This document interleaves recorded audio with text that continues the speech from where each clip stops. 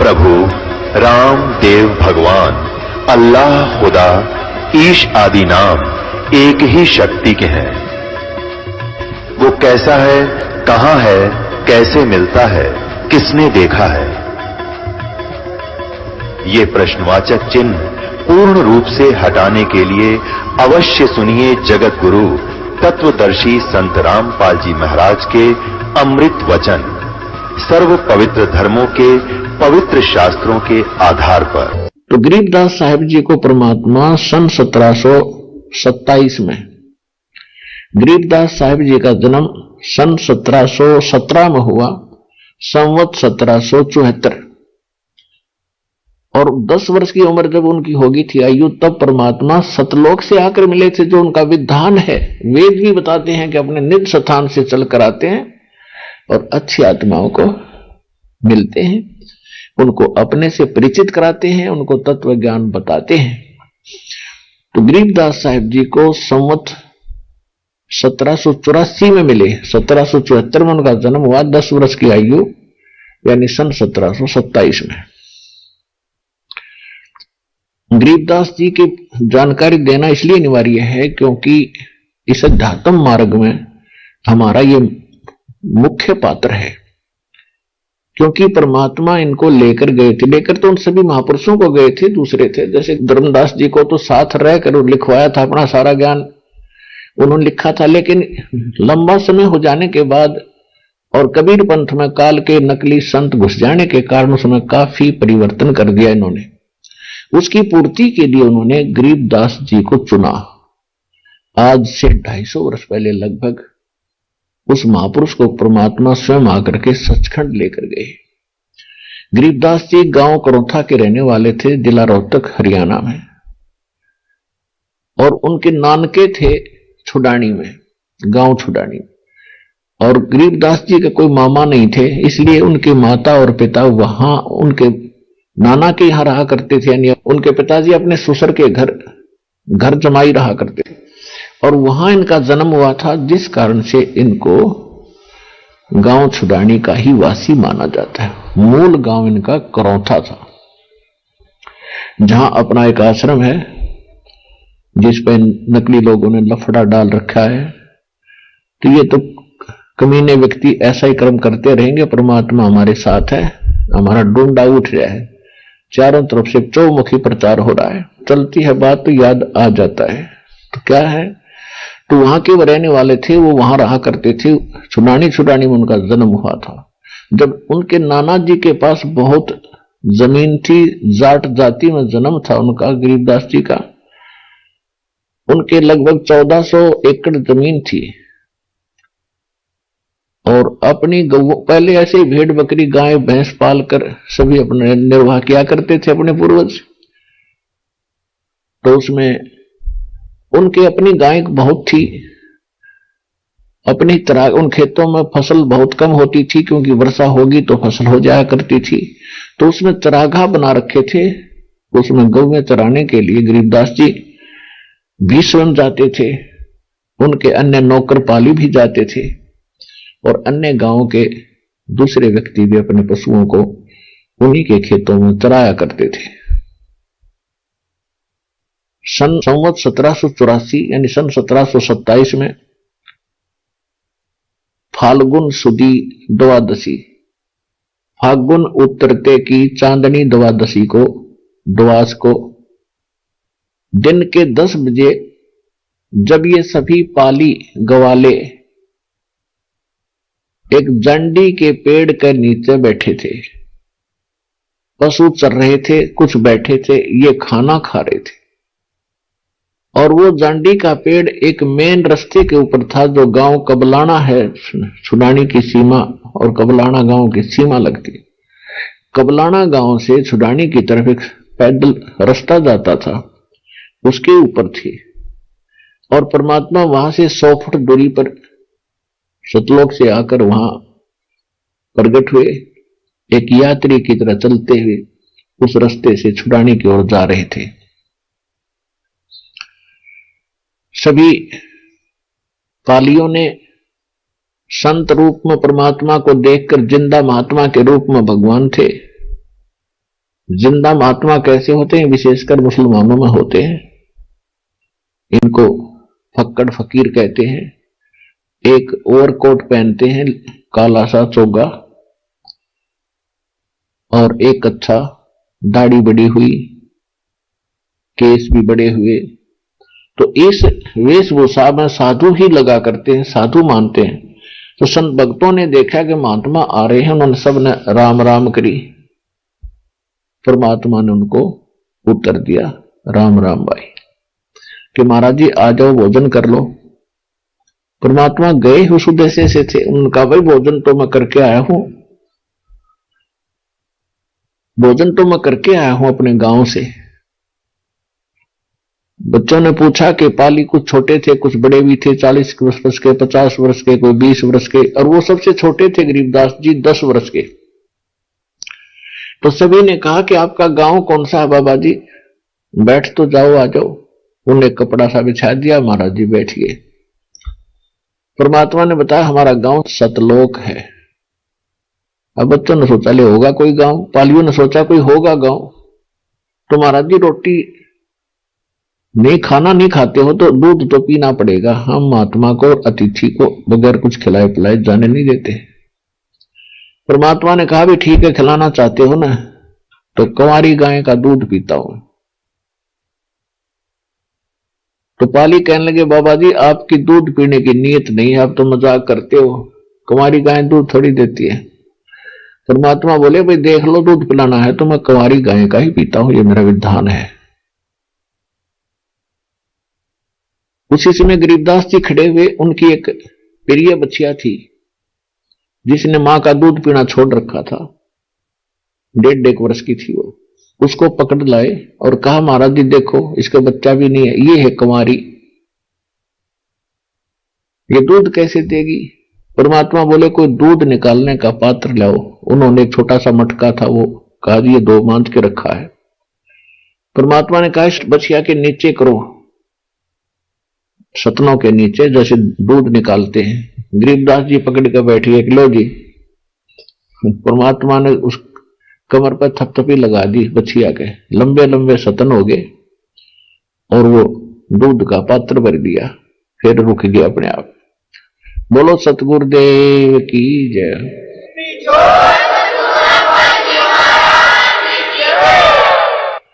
अब सभी देखने वाले वहां बैठे थे, आश्चर्य में पड़ गए कि बाबा जी तो करामाती है, कति बहुत शक्ति इसके अंदर, तो जादू तंत्र जानता बाबा जी।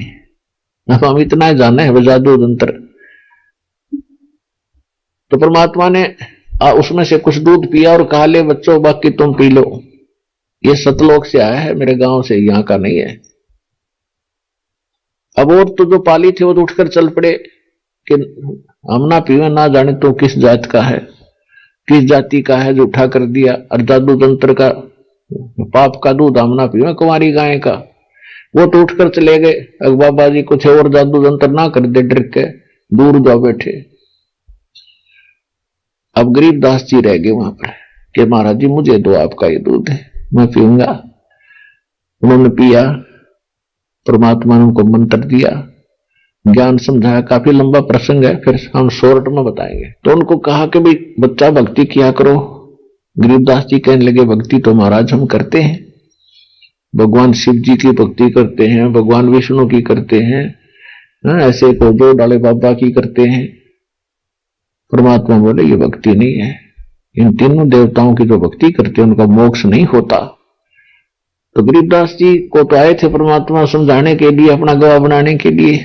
उनकी ऐसी दृढ़ बुद्धि की दाता, उन्होंने कहा कि दाता और कौन भगवान है कि एक और परमात्मा है और वो अविनाशी भगवान है, उसका लोक भी वहां बहुत दूर है, मैं वहीं से आया हूं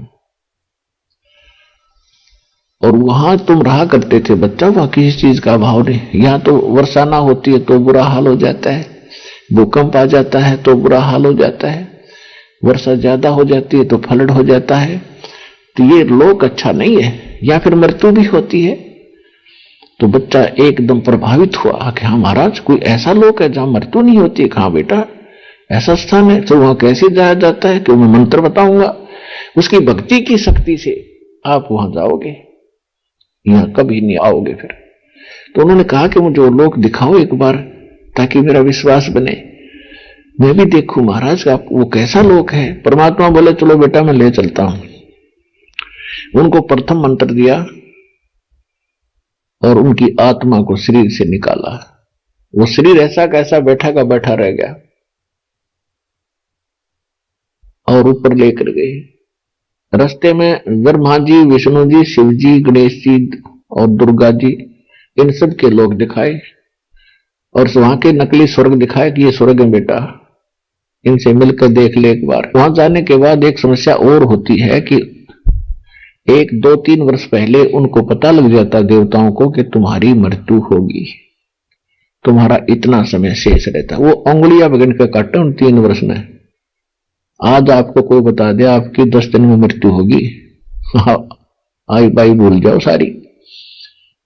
और उनको ये दुख पहले दे दिया जाता है कि 3 वर्ष के बाद तो यहां नहीं रहेगा। उससे पहले तो उनको नहीं बताया जाता, अलर्ट कर दिया जाता है कि वो अपना खर्चा कम कर ले चाहे ज्यादा कर ले, तेरी इतनी पूंजी रहेगी।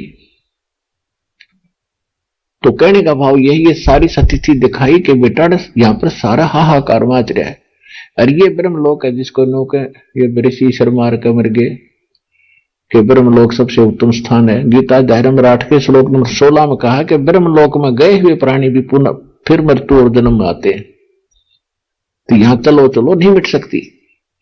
फिर लेकर गए धर्मराज के पास ले गए, जो यहाँ का लेखा जोखा करता है, सबका अकाउंट रखता है। ब्रह्मा विष्णु महेश का भी अकाउंट उसके पास है,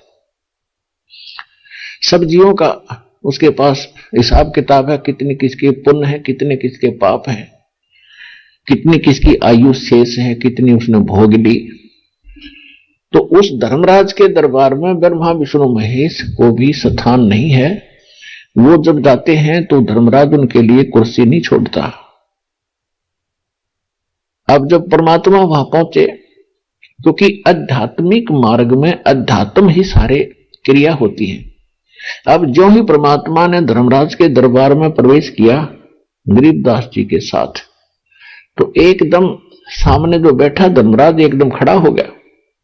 उसके बस की बात नहीं होती और करबद्ध होकर खड़ा हो गया।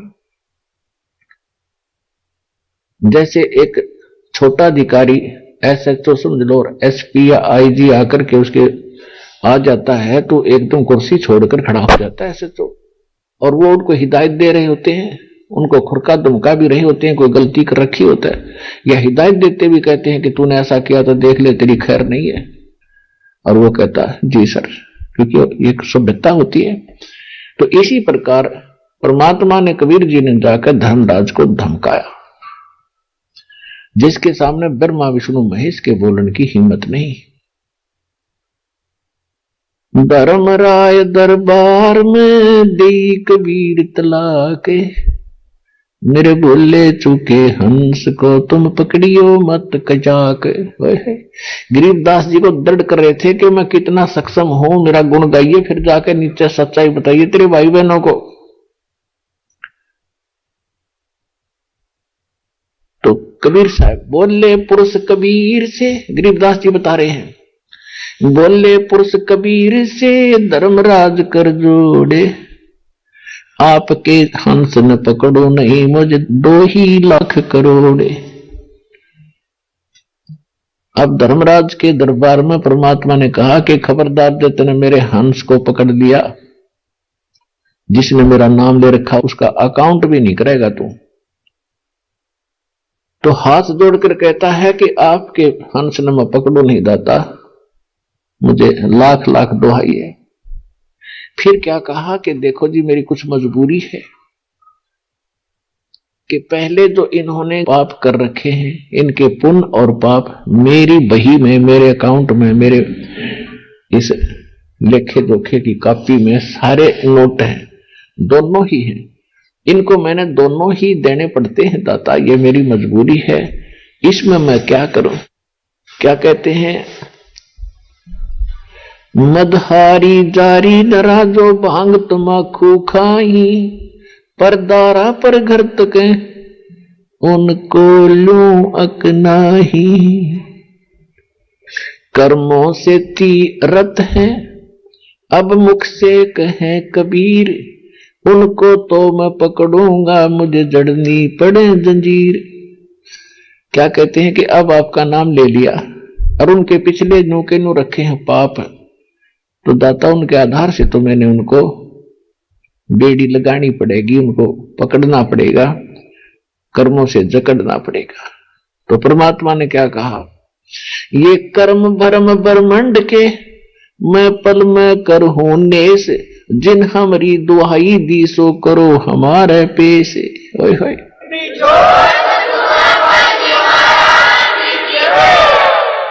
कि ये तेरे यहाँ के जो कर्म और भ्रम तुमने जीवों के ऊपर जकड़ रखे हैं, इनका मैं क्रॉस कर दूंगा, इन पर कांटा लगा दूंगा। और जिसने ये कह दिया तुम गलती से ले भी आए तुम्हारे दूत, और उसने ये कह दिया कि मैं भगवान कबीर साहब का बच्चा हूं, मैंने उनका दीक्षा ले रखी है, ऐसे ऐसे उनके जो उन्होंने इस समय के लिए तो सारा कुछ ये करके गए थे जुगाड़ सारा ही, तो उसको आप नहीं पकड़ोगे, मेरे पास लाना और साथ में उसकी बई ले आना। परमात्मा का यहां एक जैसे राजदूत भवन होता है ना प्रत्येक देश का, प्रत्येक देश में, तो त्रिकुटी के ऊपर इन तो सुनी है राधा स्वामी धन सतगुरुवाला ने सब ने त्रिकुटी, उन्हें पता भी नहीं त्रिकुटी है क्या चीज। इन तो बरवाला का बस स्टैंड मान रखा है त्रिकुटी, जब कोई पहुंच जाए त्रिकुटी पर जाने से पहले बहुत जोर लगेगा, सच्चा ज्ञान हो, सच्ची भक्ति हो, सच्चा पासपोर्ट और वीजा हो, तब जाता एयरपोर्ट पर जाने का जब तक फायदा है।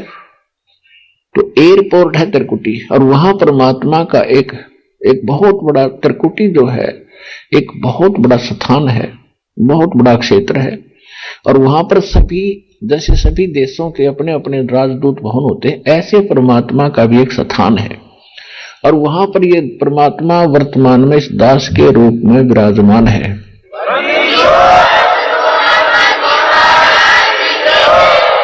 तो वहां जाकर के परमात्मा ने कहा कि जिसने ये कह दिया कि मैं तो कबीर साहब का बच्चा हूं, उनका नाम ले रखा है, तो उनको मेरे पास ले आना। मेरे वहां जहां मैं रहता हूं त्रिकुटी पे, वहीं धर्मराज का दरबार है, एक लेफ्ट साइड में एक अंदर जाती है गैलरी सी, उसमें जाके इनके सब के अकाउंट होता है। तो इसने कहा कि तू मेरे पास उस जीव ने भी भेज दिए और तेरी बई भी ले आना, उसको क्रॉस कर दूंगा तेरे सारे इसके बैड अकाउंट को। कर्म भरम ब्रह्मंड के मैं पल में करहूं नेस, जिन हमारी दुहाई दी सो करो हमारे पेशे।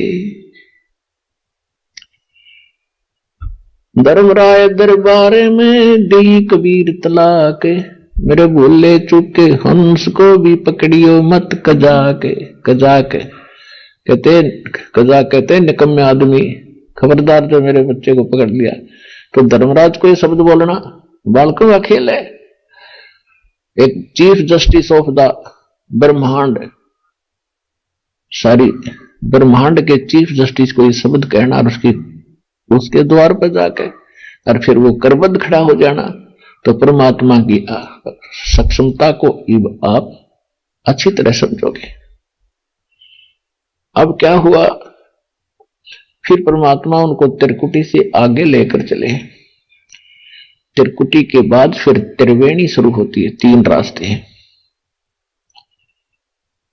अभी नन्नाथ क्या का पता था, त्रिकुटी पर दुकाटा जोड़ रहे थे, और 10वां द्वार हमने तो 12वें द्वार में जाकर परमात्मा मिलेगा। एक ये जम्मू में था, एक मधु परमहंस, इसकी पुस्तक देखी, भक्ता ने लाकर दीजिए। वो कह रहे हैं टीवी पर उनका प्रोग्राम भी आता है ऐसे ऐसे, रोनू कहता है कि 11वां द्वार है, आखिरी 11वां द्वार मैंने पा लिया। किसी ने नहीं पता आज तक, बस किसी को नहीं पता, सब उसने यहां तक लिखा है कि मैंने आज तक कोई बुद्धिमान व्यक्ति नहीं मिला। उसने पूछ लिया होगा कि इसका मतलब सारे मूर्ख है तो बुद्धिमान है कि। अब दास ने उसकी धोती सी धोकर धर दी, फिर करे है करता। उसने 11वां द्वार का भी नहीं पता। वो कमल बतावे शरीर में नो का 8 कमल है, 8वां कहाँ है महाराज जी के? शर्त 1.25 हाथ ऊपर है, कितने 1.25 हाथ ऊपर सिर में, बिना अकल के आदमी ऐसे व्या करे।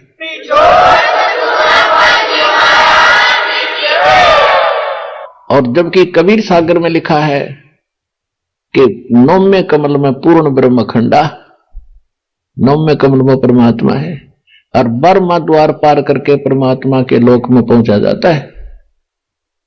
10वां द्वार तो इस 21 ब्रह्मांड में ही रह लेता है। 11वां द्वार जो है 21 ब्रह्मांड को पार करके जब हम 7 संग ब्रह्मांड इसके चारों तरफ और हैं, उस अक्षर पुरुष के उसमें जो प्रवेश करते हैं वो 11वां द्वार है। उस 11वें द्वार को यानी उसके उरली साइड में अपने लोक में ये काल बैठा स्वयं, उसको रोके बैठा है। जब परमात्मा वहां पहुंचे, उसके निकट पहुंचे, तो परमात्मा ने कहा गरीबदास देख ये सामने बैठा है ना, ये है यहां का मालिक, देख वो बैठा सामने। क्योंकि उनकी दिव्य दृष्टि हो जाती है आत्मा की, बहुत दूर तक का देख सकते हैं। तो कहा कि देखो वो बैठा, वो है काल, यहाँ 21 ब्रह्मांड का मालिक है। ये तपस्या बेटा देख, ये जीव जलन लाग रहे सामने, देखो जो तपस्या दिखाई दूर से ही, और वहां जीव ऐसे जैसे खील बना कर बड़ बुद्धिया के वहां 1 लाख प्राणी सूक्ष्म शरीर में। ये तो ऊपर का कवर है, ये तो यहां रह जाता है। इसके अंदर ओरिजिनल बॉडी और है इसकी, जिसको सूक्ष्म शरीर कहते हैं। जैसे सांप कांचुली छोड़ देता है, वह कांचली सांप जैसी होती है, पर वो ओरिजिनल बॉडी नहीं है उसकी। ओरिजिनल बॉडी तो सांप का अलग है, ऐसे इसमें एक शरीर और है अपना। तो उस शरीर में वहां डाला जाता है और वो टटक पटक करके हाहाकार मचिए। और वो किस लिए करता है? इसको श्राप लगा हुआ 1 लाख मानव शरीरधारी प्राणियों को नियत आहार करने का, उसको तपत चला पर भून का खान का। तो हाहाकार मच रही। परमात्मा ने कहा बेटा जो सतभक्ति नहीं करते ना, पहले तो उनकी यहां दुर्गति, उसके बाद इसमें से ये गंध निकाल लेगा। जीव मरता नहीं, सूक्ष्म शरीर में भी नहीं मरता, वो भी नष्ट नहीं होता जल्दी से यहाँ की यातनाओं से। तो फिर इसके बाद ये कहां जाएंगे? ये दोबारा जाएंगे धर्मराज के पास। धर्मराज फिर इनको जैसे पुण्य और पाप के आधार से फिर जीवन दे देगा, और ये अपना पेट भरता है, तुम्हें इसलिए रोक रखे यहां पे। अब गरीबदास जी सामने देखें, इसकी सारी बात समझ में आ रही है। और कहने लगे बेटा जो अभी तक निराकार कहते थे ना, ये है वो, ये इतनी दूर बैठा है, कोई ऋषि आ नहीं सकता, इनकी समाधि नहीं आ सकती यहाँ पर 21वें ब्रह्मांड में। तो इसलिए इन्होंने खोज खोज के थक गए। इन्होंने लास्ट में अपना अनुभव बता दिया, गॉड इज फॉर्मलेस, परमात्मा निराकार है। कबीर साहब कहते हैं खोजत खोजत था किया, अंत कहा बेचून। खोज खोज के थक के मिला नहीं तो निराकार बता दिया। और वेद के साकार है, सशरीर है, नर आकार है, उसका नाम कबीर है। और पुराण बताती है, कुरान बताती है कि वो सशरीर है, उसका नाम कबीर है, और तख्त पर बैठा है। तो जब कबीर साहब उसके निकट गए, कबीर साहब और गरीबदास जी काल के निकट गए, तो 11वें द्वार के उरली साइड में बैठा है। परमात्मा ने कहा बेटा मेरे पास एक ऐसा मंत्र है, सतनाम जिसको कहते हैं, और सार नाम। अब मैं इसका उच्चारण करूंगा, देखिए इसका अपने आप सिर नीचे हो जाएगा। गरीबदास जी ने कबीर साहब को देखा, वो तो लीला कर रहे थे हमें बताने के लिए कि आपने इस मंत्र का इतना अभ्यास करना है, और जब ये आपत्ति आवे या ऐसा कोई दानव राक्षस आपको स्वप्न में भी दिखे तो मंत्र को याद कीजिए, और वो तुरंत भाग जाएगा, निकट रुक नहीं सकता इसके सामने। तो परमात्मा ने ऐसे सिमरण करके दिखाया, और सामने क्या देखा कि काल का सिर झुक गया अपने आप, और वो सुराख जो जिसमें से जाना था रास्ता आधे से ज्यादा खाली हो गया। कति नो आंकड़ा बैठा था, फिर नो कति धरती में गट गया उसका सिर। तो परमात्मा कहते हैं जैसे फनपति मंत्र सुन रखे फन सकोड़े, कहे कबीर मेरे सार नाम से ऐसे काल लवे मुंह मोड़े।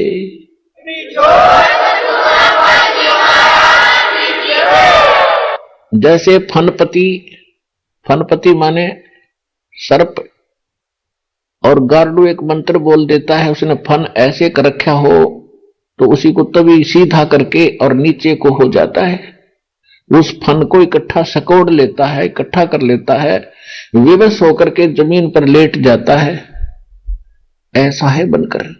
तो कहते जैसे फनपति मंत्र सुन रखे फन सकोड़, ऐसे बीरा मेरे सतनाम और सार नाम से यू काल लवे मुंह मोड़े। तो परमात्मा कहने लगा जा बेटा, उसके सिर पर पैर रख के गरीबदास जी और कबीर साहब दोनों उस 11वें द्वार में प्रवेश किया। उनके अंदर जाती फिर हट गया, कदे और ना आ जा, कोई निकल जाए यहां से। उन्हें रोक रखा है किस ब्रह्मांड को, एकमात्र वही सुराख है यहां से जाने का। तो वहां अंदर जाके देखा 7 संग ब्रह्मांड का क्षेत्र आता है अक्षर पुरुष का। तो फिर परमात्मा गए अक्षर पुरुष के उस लोक में जहां उसका न्यायाधीश था। उससे भी ऐसी बातें, क्योंकि वहां यहां के जीवों का वहां कोई अकाउंट नहीं, वहां केवल उसके वहां से पार करने का एक टैक्स समझ लो, टोल टैक्स है। जो सतनाम के अंदर दूसरा मंत्र है, वो मंत्र तो ब्रह्म का है, इसको तो यही छोड़ देंगे, इसकी कमाई इसको दे देंगे, ये हमें जाने तब देगा। और दूसरा मंत्र सतनाम में जो दूसरा अक्षर है वो है उस अक्षर पुरुष की को देंगे उसकी कमाई, उसका वो टोल टैक्स है। तो वहां से फिर परमात्मा 12वें द्वार में पहुंचे, जो 7 शंख ब्रह्मांड पार करके सतलोक में प्रवेश होता है, वो 12वां द्वार है। असंग जन्म तन मृत्या होगे जीवित क्यों न मरे रे, 12 दर महल मठ बोरे बहुर न दे धरे रे। गरीबदास जी ने फिर आके बताया कि असंग जन्म तन मृत्या होगे जीवित क्यों न मरे रे, और 12 द्वार पार करके वहां है वो यथार्थ ठिकाना, 12 दर मद महल मठ बोरे बहुर ना दे धरे रे। वहां जाने के बाद फिर यह चलो चलो मिटेगी। अब जैसे परमात्मा यहां थे एक जिंदा महात्मा के रूप में, साधु के रूप में थे यहां से तो, और वहां जाकर गरीबदास जी को साथ लेकर के वहां पहुंचे जो असंग ब्रह्मांड का मालिक परम अक्षर ब्रह्म, परम अक्षर पुरुष सिंहासन पर बैठा है, तख्त पर बैठा है। एक बहुत बड़ा गुम्बद है, सफेद कलर का, नूर से बने हुए सारे महल हैं। वहां नूरी शरीर हो जाता है। वहां पहुंचने के बाद जीव आत्मा का अपना शरीर 16 सूर्य जितनी रोशनी के तुल उसका प्रकाश हो जाता है, और परमात्मा का जो शरीर है उसका एक रोम, रोम वैसे बाल न कहते हैं, बाल करोड़ सूर्य करोड़ चंद्रमा मिला दे उनसे भी अधिक रोशनी उसकी एक रोम में समझो, एक रोम में या रोमकूप में समझो। तो बाकी बॉडी का कितना होगा, बाकी शरीर का अंडरस्टूड है। तो इतना अंतर है भगवान की शक्ति में भी, लेकिन आकार सेम है। परमात्मा मनुष्य दृश्य है, लेकिन उनकी अक्षमता, उनकी बुद्धिमत्ता हर तरह से जीव से कई असंख्य गुना ज्यादा है, यानी उसका तो कोई गुना बता ही नहीं सकते, वो तो सक्षम है। तो वहां जाने के बाद जीव का भी अपना शरीर 16 सूर्य जितना बन जाता है, नूरी शरीर हो जाता है। तो वहां जाकर के क्या देखा, एक परमात्मा बैठे सिंहासन पर। गरीबदास जी ने देखा कि भगवान तो ये है जो सामने बैठे, ये है वो अमर भगवान जो कभी नहीं मरता। ये स्थान बहुत अच्छा है, हरे चारों तरफ फलदार वृक्ष हैं, फलदार सारे जो है ना काजू किस्मों सेब संतरों ये सभी लगे हुए हैं, और परमात्मा वहां बैठे हैं। तो जाकर के नीचे से जो परमात्मा गए थे जिंदा महात्मा के रूप में, उन्होंने एक चंवर उठाया, चंवर रखा था वहां, और सिंहासन पर बैठे भगवान के ऊपर चंवर करने लगे। गरीबदास जी देख रहे कि सचमुच ये है भाई भगवान थे, ये है ओरिजिनल परमात्मा। बाबा जी इनका कोई नौकर नाकर है जो नीचे से आया है, उसने ये सोचा सर्वेंट है, इनका सेवक है। इतने में क्या हुआ, सिंहासन से भगवान उठे और नीचे से गए थे जो बाबा जी रूप में, वो बैठ गए उसी सिंहासन पर, और वो तेजो में शरीर वाला चंवर लेकर चंवर करने लगा, जैसे सेवक करा करे अपने गुरु जी के ऊपर। अब गरीबदास जी कभी बाबा जी की तरफ देख रहे हैं, कभी भगवान की तरफ देख रहे हैं कि ये क्या चक्कर भाई, बाबा जी भगवान की कुर्सी पर कैसे बैठ गया भाई। इतने में क्या हुआ कि तेजो में शरीर उस बाबा जी वाले शरीर में समा गया। चंवर अपने आप हो रहा ऊपर, अपने आप हवा में ऐसे चल रहा है। गरीबदास जी आश्चर्यचकित रहे। फिर परमात्मा ने कहा कि बेटा, सौ छल छिद्र मैं करूं अपने धन के काज, मैं ही परमात्मा हूं, सारी सृष्टि का रचनहार हूं, मैं जितने चाहो रूप बना लेता हूं, लेकिन मेरा वास्तविक रूप ये है जो मैं अब तुझे दिखा रहा हूं। तो जो परमात्मा उस पर विराजमान हुए वो शरीर उतना ही तेजों में हो गया। और कहा कि मैं बनारस के अंदर काशी में 120 वर्ष रहा, कबीर मेरा नाम है, वास्तविक नाम भी मेरा कबीर है। और वहां 120 वर्ष रहा, जनता को ज्ञान समझाया, लेकिन बेटा किसी ने इधर ध्यान नहीं दिया। काल ने सबको भ्रमित कर रखा है, और आपको मैं ऐसा ज्ञान दूंगा, आप इसको लिपिबद्ध करवा देना, नीचे लिखवा देना, आने वाले समय में अब तो गवाह बनेगा मेरा, और तेरे भाई बहन मुझे पहचान लेंगे। अभी तक सबकी बुद्धि इन काल के तीनों पुत्रों पर, एक ने तो को पूजदा नहीं, ब्रह्मा जी ने, विष्णु और शंकर भगवान पर, इन पर सेट हो रही है। और कोई दुर्गा देवी पर लग रहा है, कोई भूत पित्र पर पूजन पर लगा रखा है। इस काल ने सबकी मति उल्टी कर रखी है, और तुम सभी मेरे बच्चे हो, तुम यहां से गए हो, लेकिन ये सब के महल मकान ये सारे खाली पड़े। जो क्षेत्र दिखाया मालिक ने, अब ये देखो सारा क्षेत्र, वो नीचे गए हुए जितने प्राणी है उनका सारा, क्योंकि वहां एक ऐसी दिव्य दृष्टि है प्रत्येक प्राणी को प्राप्त होती है। वहां बैठा पता नहीं कहां तक देख सकता है, वहां जाकर आपको यहां से भी देख सकते हैं, आपको बिल्कुल एक एक जीव का कहां कैसे, क्योंकि वो उसके लिए बाधा नहीं है उस दृष्टि के, ना कोई दीवार, ना कोई शेड की टीन, उसमें कोई बाधा नहीं करती। तो सब देखा। अब देखो नीचे वो जहां तुम रहते हो वो कैसा लोक, वो ऐसा लगता है जैसे कीड़े मकोड़े घुमा करते हैं। उस लोक को देखकर कीड़े मकोड़े घूमते रहते हैं, जैसे ऐसे नजर आते यहाँ के सब जीव, क्योंकि यहाँ की स्थिति और उसकी तुलना बहुत अंतर है, इसलिए इसको सतलोक कहा है, सुख सागर कहा है। तो गरीबदास जी से कहा कि जा बेटा तू वापस जा, और नहीं तो तेरे शरीर को नष्ट कर देंगे नीचे वाले को। अब गरीबदास जी कहने लगे भगवान मैं नीचे नहीं जाता, अब ना भेजो, वहां ना भेजो परमात्मा, वहां तो बहुत गंदा लोक है, वहां तो 10 20 50 वर्ष में फिर मृत्यु होनी होगी, पता नहीं कहां जाएंगे हम।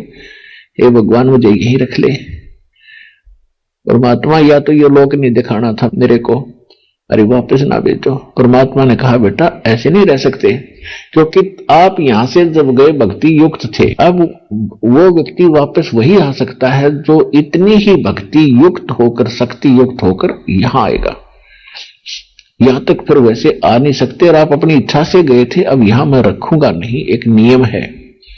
और दूसरी बात यह है कि आप जाओ, आप अपने भाई बहनों को समझाओ, मेरे गवाह बनो, और बड़ा परोपकार होगा आपका, और मैं तेरे साथ रहूंगा बेटा, चिंता ना करिए, मैं तेरे साथ रहूंगा, याद करेगा, तेरे पास खड़ा पाऊंगा। मैं तो 1 सेकंड में आ जाता हूं, सेकंड के भी कुछ अंश में तेरे पास होऊंगा। ये तो वो देख ही चके सुके थे उनकी शक्ति को, और आप जाइए, नहीं तो आपके शरीर को खराब कर देंगे। उधर से क्या हुआ कि कुछ समय के बाद, 5-7 घंटों के बाद, 5-4 घंटों के बाद, क्योंकि सुबह 10 बजे की बात थी, शाम के 5-6 बजे से उन्होंने 5-4 बजे देखा कि भाई वो लड़की का लड़का नहीं, गरीबू कहा करते थे गरीबदास जी को, गरीबू कहने लगे रो गरीबू कहाँ है, देखो तो वो कहाँ है। अब उसका समय आ गया है गौओं को घेरने का, फिर घर भी चलेंगे। तो उन्हें पहुंचे, देखा, वहां जाकर के 2-3 जने गए, उन्होंने देखा कि भगत बैठा है, बाबा जी है नहीं। तो उन्होंने जाके आवाज लगाई पहले तो कि गरीबू आजा भाई, गरीबू आजा, तेरी पारी आ गई, तेरा नंबर आ गया गाय घेरन का। अब वहां वो थे ही नहीं, वो तो जा रहे सतलोक में सैर सपट्टे को। वो आवाज लगाते लगाते निकट पहुंच गए और पकड़ के कहने लगे भगत जी खड़ा हो, कहां आसन लगाए बैठा, समाधि लगाए बैठा। वो गिर गया, से गिर गए तो वो चिंतित हो गई, तो मर गया, सांस नहीं। तो पुनः दूसरे पालियों को आवाज लगाई, वो सब भाग कर इकट्ठे हुए, क्या हो गया कि बाबा जी ने मार दिया जंतर मंत्र करके। ये तो मर गया भाई। तो गांव की तरफ भाग लिए। 2-3 जने गांव में आकर बताया तो माता पिता का इकलौता पुत्र था। सुनते ही दोनों बेहोश हो गए कि 10-12 वर्ष विवाह के बाद तो प्राप्त हुआ था और 10 वर्ष का होकर उसकी मृत्यु होगी। अब घर के रहे ना घाट के। दोनों माता पिता भी अचेत हो गए। गांव के लोग इकट्ठे होकर के उस बच्चे को लेने के लिए चले। वापस लाए, चिता पर रख दिया फूकने के लिए, अंतिम संस्कार करने के लिए, जलाने के लिए। उधर से परमात्मा ने वो आत्मा को वापस भेज दिया, बेटा जा, ना तेरे शरीर का नाश करेंगे। जो ही गरीबदास जी वापस आए, चिता के ऊपर उनकी चेतना आ गई दोबारा, और अपने आप जो बंधन बांध रखे थे ना, उस पर ले जाते हैं डाल के अर्थी के ऊपर, उस पर रस्सा बांध के ले जाते हैं कि गिर ना जा 100 रास्ते में। तो वो अपने रखे ही था, वो अपने आप खुल गए, टूट गए और एकदम खड़े हुए नीचे आकर, और ऐसे देख रहे हैं जैसे कोई सपना सा देख कर उठा हो। यदि स्वप्न देखा होता तो बात आई गई हो जाती। अब सामने देखा हाहाकार माचड़ी, रोन लाग रहे गांव के नगर के लोग, चिता पर रखा हुआ है। तो गरीबदास जी का पक्का हो गया, सपना नहीं, सचमुच सच्ची था। तो उसी दिन से ये वाणी जो परमात्मा ने उनके अंदर फीड कर दी थी, उसी दिन से इस वाणी को वो बोलने लगे। और पुण्यात्मा परमात्मा ने कबीर सागर में बताया है कि 12वां पंथ जो आवेगा संवत 1774 हुई, ता दिन प्रेम प्रगटे जग सोई। वो 12वां पंथ गरीबदास जी का पंथ होगा। 600 वर्ष पहले भगवान लिखवा के गए थे और धर्मदास जी ने लिखा है कबीर सागर में, आज प्रमाण है। अब समझ में आओगी आपको बात। तो परमात्मा ने बोल रखा है, धर्मदास जी ने लिखा हुआ है कि 12वें पंथ प्रगट हो वाणी, मेरी महिमा की वाणी 12वें पंथ गरीबदास जी द्वारा चला जाएगा। उस गरीबदास जी के द्वारा संवत 1774 में वो पैदा होगा। तब मेरी वाणी दोबारा प्रकट होगी यथार्थ ज्ञान की, मैं कौन हूं और कैसा हूं, उसके द्वारा दोबारा लिखवाऊंगा, बुलवाऊंगा। क्योंकि बीच में तब तक बहुत अड़ंगा कर देंगे ये काल के दूत नकली कबीरपंथी। और ऐसा ही हो गया था। इन किसी के पास भी यथार्थ ज्ञान नहीं, कबीरपंथी को आवे और उन्हें कख भी पता नहीं, कह का पता नहीं। और आम आदमी का ये विश्वास नहीं होता, क्योंकि शुरू में हमारे भक्ता का भी 1-2 ऐसी वहम पैदा हो गया था कि कबीर साहब तो भगवान है ही है, इसमें तो कोई शंका नहीं, ज्ञान से पता लग गया। फिर उनका ये भ्रम हो गया कि यदि कबीर भगवान है तो कबीर पंथ तो 600 साल से चल रहा है, तो उसमें तो बड़े महात्मा, बड़े जो है ना बिड्डू पावेंगे, बड़े अच्छे संत होंगे, पुराने संत होंगे, उन तो और ज्यादा ज्ञान होगा इस रामपाल से, क्योंकि तो यही था, इसने तभी ज्ञान गुण सीखा होगा। और कबीर परमात्मा सिद्ध तो करे दिया दास ने, यह और बीमारी पैदा करे काल, क्योंकि काल का तो काम है इसका नाश करूं भक्ति का। अब जैसे रामानंद जी तो 104 वर्ष के थे और कबीर साहब 5 वर्ष के थे। 5 वर्ष के बालक ने 104 साल के ब्राह्मण विद्वान के छक्के छुड़ा दिए ज्ञान में, और उसने खुद भी मान लिया यू भगवान है।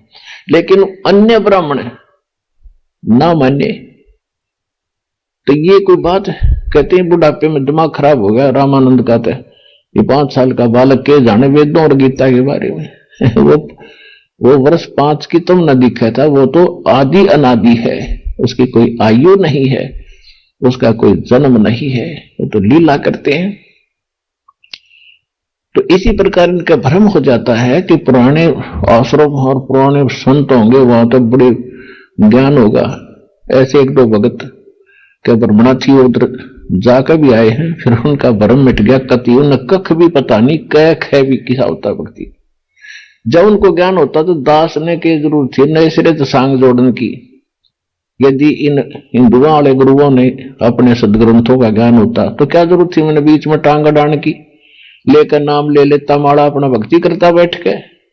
इनके किसी के पास भी कख नहीं पाया। जब दास पर दया करी दाता ने, एक ना बोला, 2 ना बोली, बोली सब संसारी, सारा संसार भूल रहा था।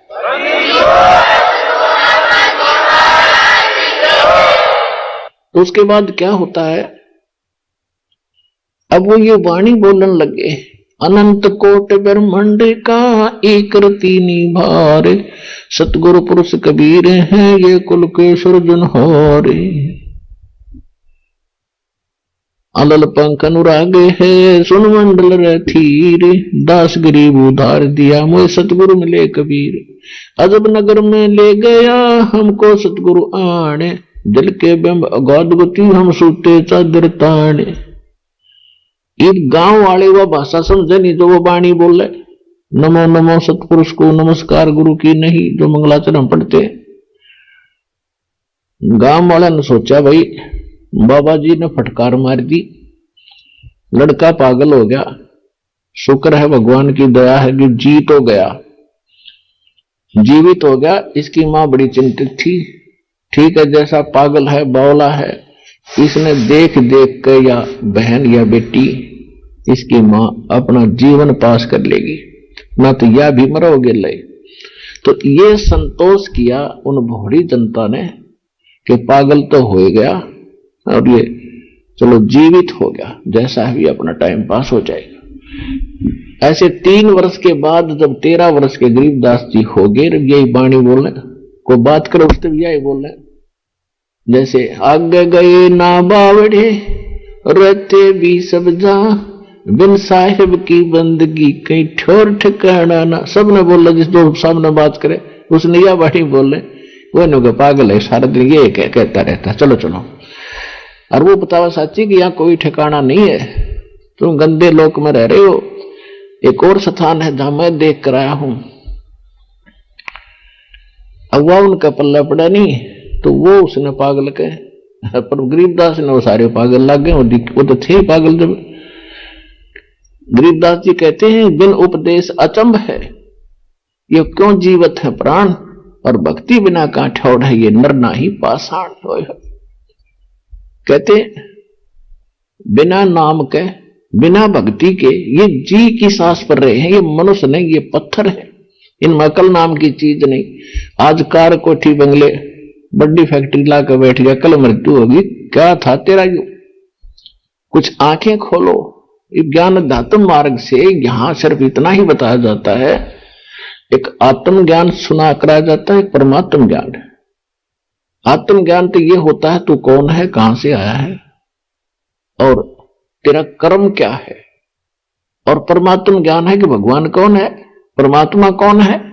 अभी तक हमें ना आत्म ज्ञान था कि हम कौन है, कहां से आए हैं, बस इतना बता देते हैं। जीव अमर है, मनुष्य कर्म अनुसार जन्मता मरता रहता है, भक्ति करने से स्वर्ग चला जाता है, कर्म अनुसार नरक चला जाता है। ये आत्म ज्ञान था। आत्म ना परमात्मा कोई ज्ञान नहीं था आज तक हमारे को।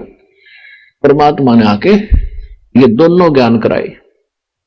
आइए अब हम उन श्रद्धालुओं के अनुभव जानते हैं जो जगत गुरु तत्वदर्शी संत रामपाल जी महाराज जी से दीक्षा प्राप्त कर चुके हैं तथा उनके द्वारा बताए गए भक्ति मार्ग पर चल रहे हैं। सर नमस्कार। नमस्कार सर जी। सर क्या नाम है आपका? रोहिदास दौलत सैंदाने। रोहित जी कहाँ से आए हैं आप? मैं सूरत से आया हूँ, उदना पांडेसरा, सूरत जिला, गुजरात राज्य। रोहित जी आपसे जानना चाहेंगे कि आपने संत रामपाल जी महाराज से नाम दीक्षा कब ली? 11 अक्टूबर 2012 में। संत रामपाल जी महाराज से नाम दीक्षा लेने से पहले आप कोई साधना करते थे? निश्चित ही आपने की होगी। आपने संत रामपाल जी महाराज से 2012 में नाम दीक्षा ली है, तो इससे पहले आप क्या साधनाएं करते थे? पहले हम राधा स्वामी में जुड़े थे और राधा स्वामी में जिस दिन मैंने नाम दीक्षा लिया उसी दिन से राधा स्वामी में गुरुदेव ने मेरे को प्रचारक का कार्ड बना दिया था। अच्छा, आप दो बात बताइए कि आपने राधा स्वामी पंथ से नाम दीक्षा कब ली और कौन से संत से नाम दीक्षा ली? हमने राधा स्वामी में जब नाम दीक्षा लिया 22/4/1992 में। आपने 1992 में नाम दीक्षा ली। किस संत से नाम दीक्षा ली आपने?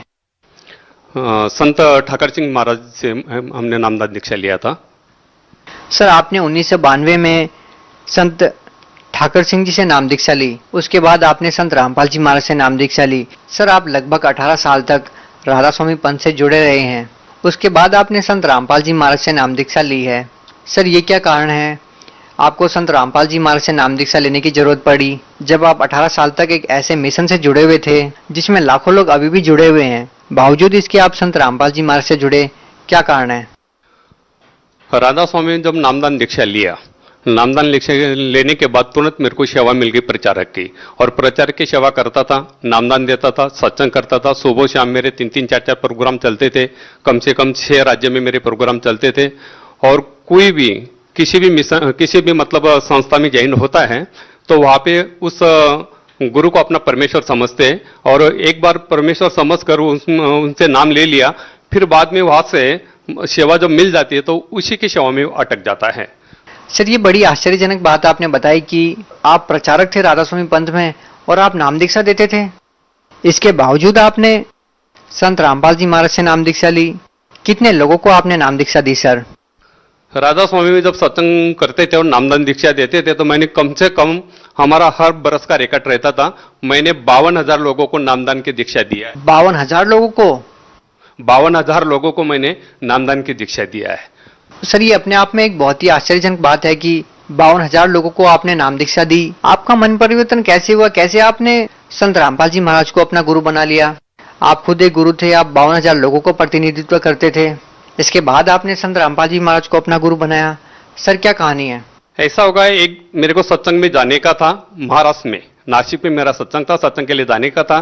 तो सत्संग जाने से पहले मैं क्या करता था, किसी भी टीवी के ऊपर प्रोग्राम देखकर मैं नोट्स करवा लेता था कि भाई कोई दोहे, कबीर साहब के दोहे, ऐसा कोई भी मतलब कोई दृष्टांत होगा, प्रमाण होगा, ऐसा नोट्स करते थे। तो मैं टीवी चलाया तो अचानक साधना टीवी पर महाराज जी, संत रामपाल जी महाराज का सत्संग आ रहा था, और सत्संग में वो डायरेक्ट हमारे गुरु का नाम ले रहे थे कि ये राधा स्वामी वाले काल के गुरु है, ये काल का पंथ है, ये 5 नाम देते, ये काल के नाम है, और ये संत ठाकर सिंह महाराज, कृपाल सिंह महाराज, सावन सिंह महाराज, जयमन सिंह महाराज और स्वामी जी, शिवदयाल जी, ये सब काल के गुरु हैं, एक एक कुएं का जल है, और ये सब लोगों को भ्रमित करके अपने नरक में डाल रहे। तो मेरे रोम रोम में ठाकर सिंह महाराज भरे हुए थे।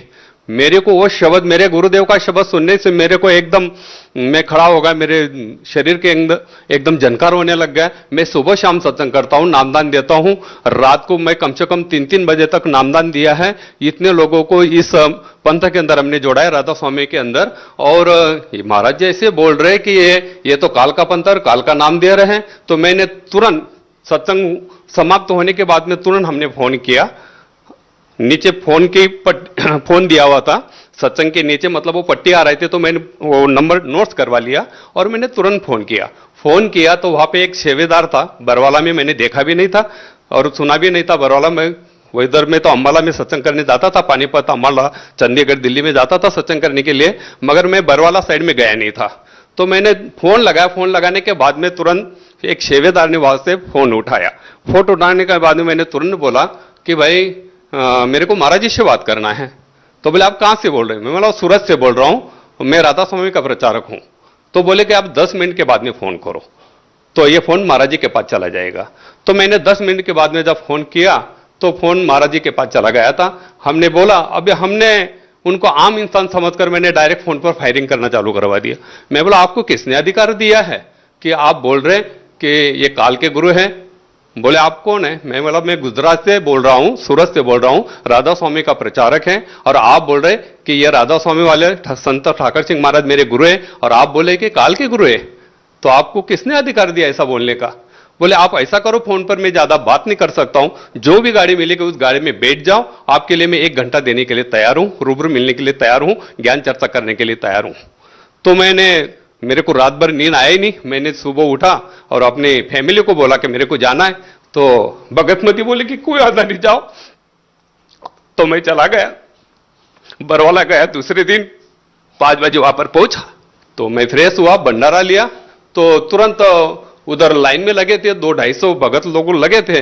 तो भंडारा लेते लेते मैंने उनको पूछा, बोले लाइन किसके? बोले अभी मालिक दर्शन देने वाले। तो मैंने नाम तो नहीं लिया था और वो भगत ने भी मेरे को कुछ पूछा नहीं, कि मैं डायरेक्ट भंडारा थोड़ा सा जितना लिया उतना लेने के समाप्त करने के बाद तुरंत लाइन में लग गया। लाइन में लग गए।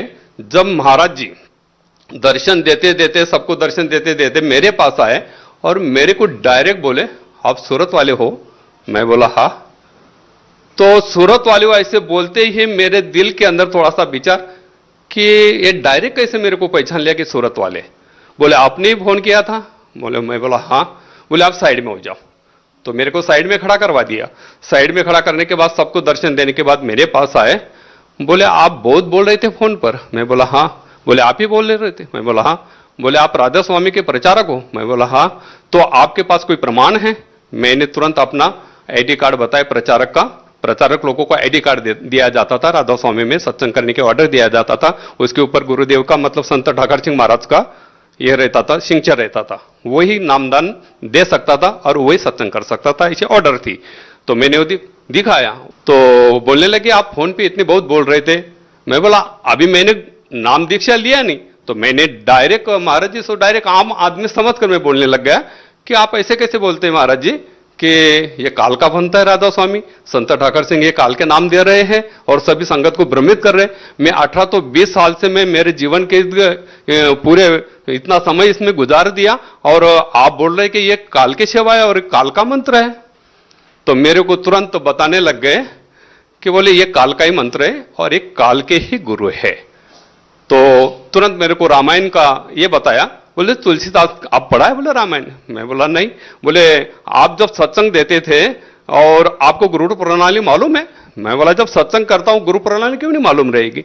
बोले आपके गुरु का नाम? मैं बोला मेरा गुरु का नाम संत ठाकर सिंह महाराज, उनके गुरु कृपाल सिंह महाराज, उनके गुरु जयमल सिंह महाराज, उनको गुरु कृपाल सिंह के महाराज सावन सिंह महाराज, उनके गुरु जयमल सिंह महाराज और उनके गुरु शिवदयाल जी जिनको स्वामी जी बोला जाता है। बोले शिवदयाल जी के गुरु कौन थे?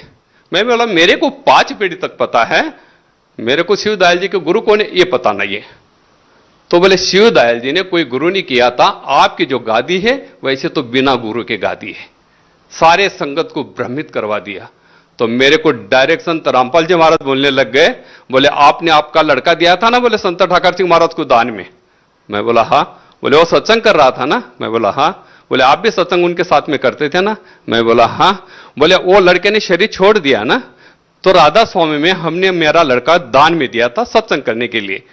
मेरी वाइफ बहुत ज्यादा सेवा करती थी राधा स्वामी में, तो उसने वो लड़का दान दे दिया था कि आप इसमें गुरु की सेवा कर रहे तो क्यों नहीं लड़का को वो अपन भक्ति में लगा देवे। तो हमने लड़के को भी दान दे दिया था। तो उस लड़के ने सत्संग करते करते 10 बरस का लड़का था, 5 बरस का था तब भी मैंने दान में दे दिया था। तो 10 बरस का लड़का हो गया। 10 बरस के बाद में सत्संग कर रहा था एमपी में नेवाली करके गांव में, वहां पे सत्संग कर रहा था। सत्संग करते करते बता रहा कि आज मेरा आखिरी सत्संग है, मैं शरीर छोड़ के जा रहा हूं। तो मेरे को फोन आया है वहां से सेंटर से फोन आया मानव केंद्र से कि आपका लड़का ऐसा बोल रहा कि मैं सत्संग के बाद में रात को 11 बजे शरीर छोड़ के जा रहा हूं। तो शरीर 11 बजे शरीर छोड़ा। मेरे को फोन आया कि बोले आपके लड़के ने शरीर छोड़ दिया। मैंने तुरंत संत ठाकर सिंह महाराज को फोन किया, मैंने आपका मेरा लड़का आपको दिया था आपका परमेश्वर का काम करने के लिए, हम आपको परमेश्वर समझते हैं, आपका काम कर, आप जब परमेश्वर है तो अभी उनका संसार का कार्य भी नहीं चालू हुआ है, 10 वर्ष का लड़का है, तो आप इनको जीवदान क्यों नहीं दिया, उसकी आयु आपने क्यों नहीं बढ़ाई। तो संत ठाकर सिंह महाराज मेरे को बोले आप अपने लड़के को घर पे लेके आओ, मैं आपके घर पे आ रहा हूं। तो संत ठाकर सिंह महाराज मेरे घर पर आए। घर में बैठने के बाद पूरी संगत बैठी थी राधा स्वामी की, वो बैठी थी और मेरे को संत ठाकर सिंह महाराज ने बोले आपका लड़का कहां पर है जरा देख लो। तो संत ठाकर सिंह महाराज ने मेरे माथे पे हाथ रखकर बताया कि देखो बोले ये लड़का था, इसने 5 बार शरीर ले चुका था, अभी इसका मोक्ष हो गया। अब मेरे वो गुरु थे, इसके लिए मेरे को गुरु ने जो भी शब्द बताया वो मानना, क्योंकि गुरु वचन ने पलटे पलट जाए ब्रह्मांड, वो हिसाब से लोगों को हम सत्संग करते तो वो गुरु का शब्द मतलब मानना ही चाहिए और गुरु को परमेश्वर समझना ही चाहिए। तो मैंने गुरु ने जो बताया तो मैंने सारी चीज मान ली। तो ये सारी कहानी संत रामपाल जी महाराज ने मेरे को हाथ रखा, बोले ठाकर सिंह महाराज ने आपको क्या बताया था। मैंने कुछ भी नहीं बताया था, संत रामपाल जी महाराज को कुछ भी नहीं बताया था। सारी बोले संत ठाकर सिंह महाराज आपके घर पर आए थे ना? मैं बोला हाँ।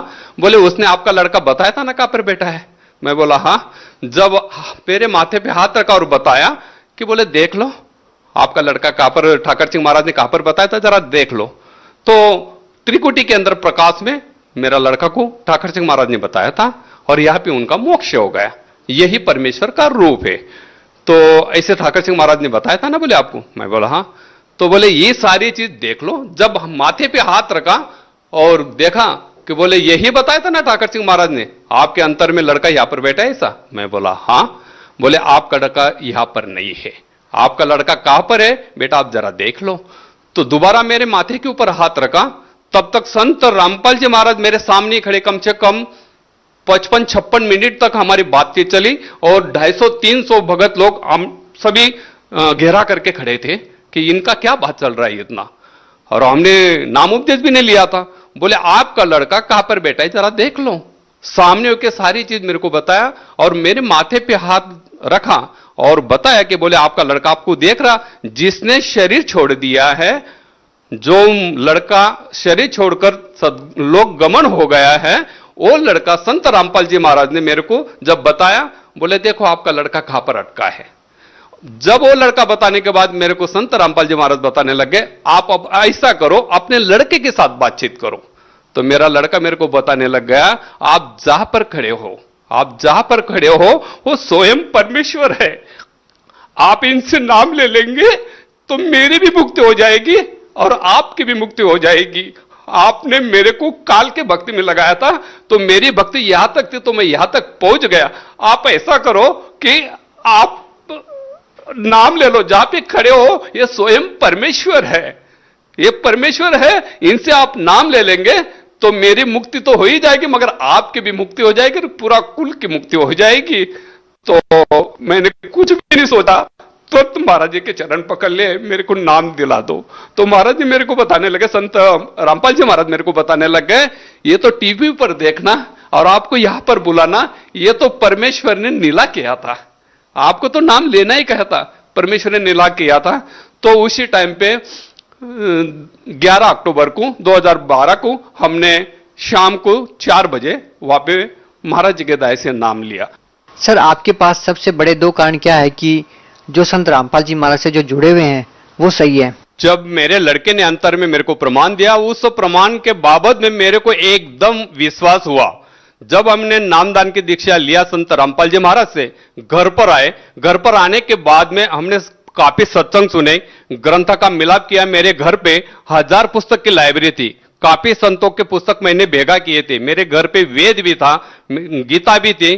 तो जब मैं सत्संग सुनता था और वो मैं नोट्स करवा लेता था कि भाई ये बात सच है कि नहीं, मैं उस ग्रंथ के साथ में वो मिलाप करता था। जब मिलाप करने के बाद में मैंने छानबीन किया, पूरा छानबीन किया। छानबीन करने के बाद में मेरे को इतना बड़ा विश्वास हो गया कि इस धरती के अंदर इसके अलावा इस ज्ञान को देने वाला कोई संत नहीं। तो सर बहुत बहुत धन्यवाद आपका, क्योंकि आपने सच्चाई को स्वीकार करके हजारों लोगों के जीवन के साथ खिलवाड़ न करके सच्चाई को स्वीकार किया। और आप जैसे जो लोग हैं वो भक्ति करने के लिए, परमात्मा को प्राप्त करने के लिए ही घर से निकलते हैं और आपको पता चला कि जिस लाइन पे आप लगे हैं वो गलत है और आपने तुरंत त्याग दिया। तो इससे सिद्ध होता है कि आज तक आपने परमार्थ के लिए कार्य किया, स्वार्थ के लिए नहीं किया। और आपका ये संदेश उन लोगों के लिए उदाहरण है, एक एग्जाम्पल है, जो लोग स्वार्थवश लोगों का मार्गदर्शन करते हैं और गलत नाम दीक्षा देते हैं। सच साहेब।